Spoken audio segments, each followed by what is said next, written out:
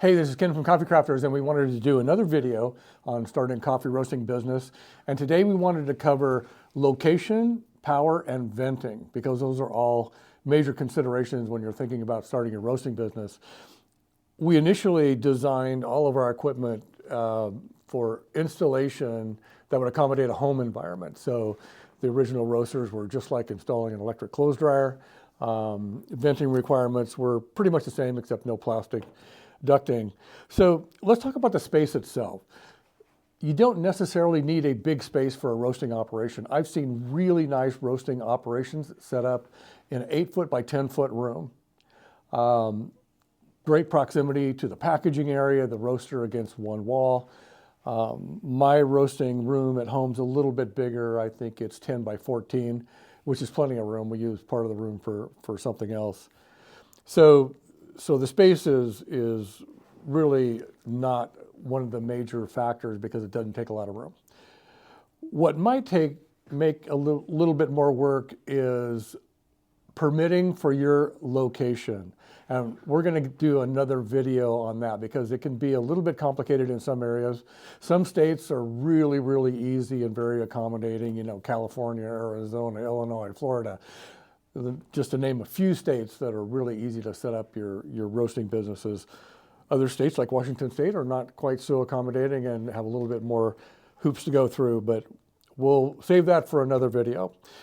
So again, for the space, at least 8 by 10, that would be the minimum. 10 by 12 makes a great operation, gives you good packaging room, storage room, the roasting area.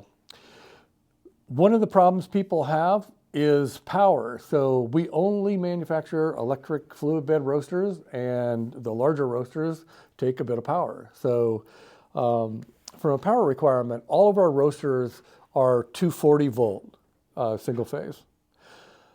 A lot of people have enough room in their panel. If they have a 200 amp panel, they can install a 30 amp, 40 amp, 50 amp, and 60 amp. So our bottom 3 sizes of roasters take that. The Volenta 3 takes a 30 amp double pole, 240 volt dedicated circuit.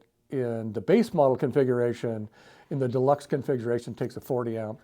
The Volenta 8 takes a 50 amp dedicated breaker for the roaster body. The Volenta 12 takes a 60 amp dedicated breaker.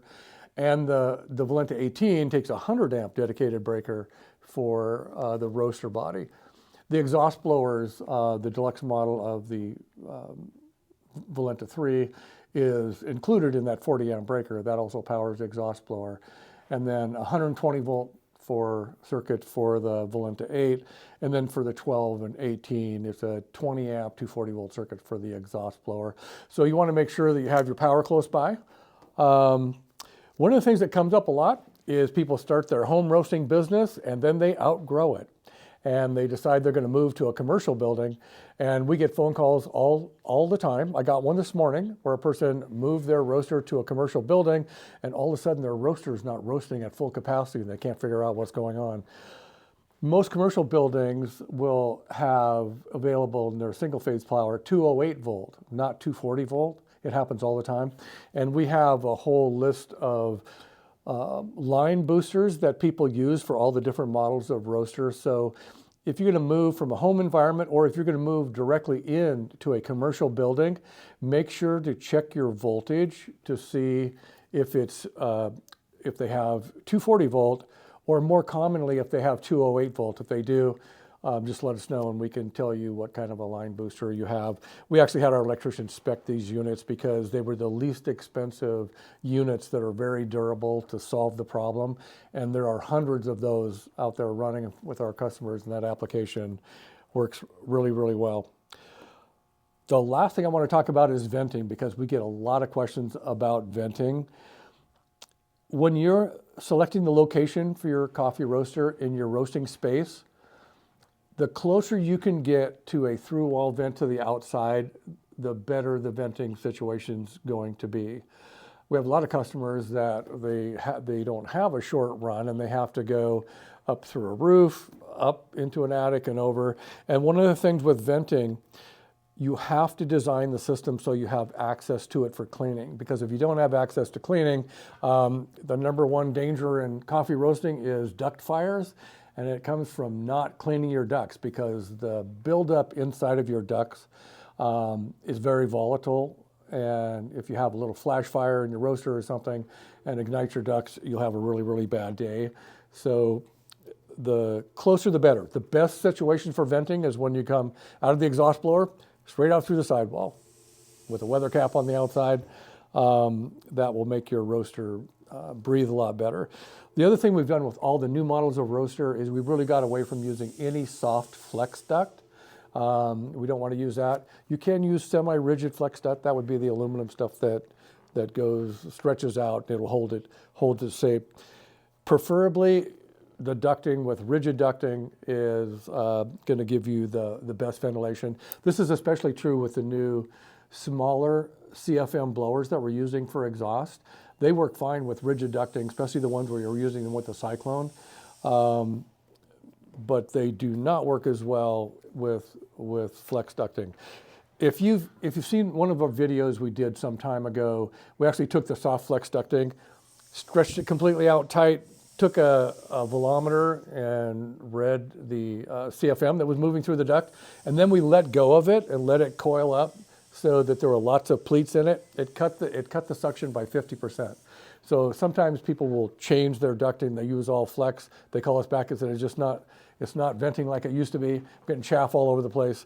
They'll send us a picture, and they have a lot of soft flex duct, so we don't want to use that.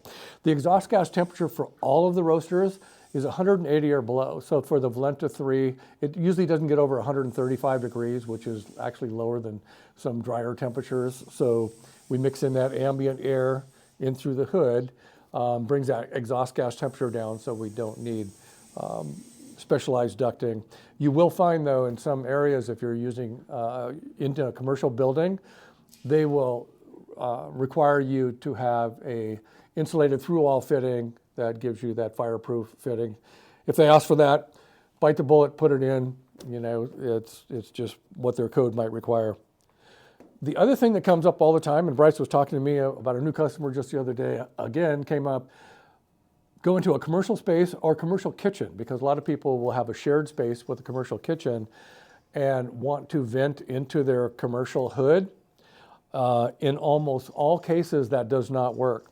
And the reason it doesn't work, it's not about the volume of air that the hood is sucking up. It's the fact that our exhaust that comes out is a very concentrated exhaust going into a small area. So their hood might be 2,000 CFM of suction throughout the whole hood. But if you blast 750 CFM into a small space, it's going to go outside of the hood and it's not going to vent that way. So I would take that off the list as an option you might consider. We have had people go up through the ceiling and tie into the commercial hood vent on the other side of the vent, going out through the roof, done that. But again, you have to make sure that you have access to that duct for cleaning. So keep that in mind. It's very, very important. And it's in the manual, it's in red. If you do not clean your duct vents, eventually you will have a fire, or it will cause your roaster efficiency in the venting to go way, way down, and nobody wants that. So those are some ideas on location. If you have any questions, give us a call, and we'll see you in the next video.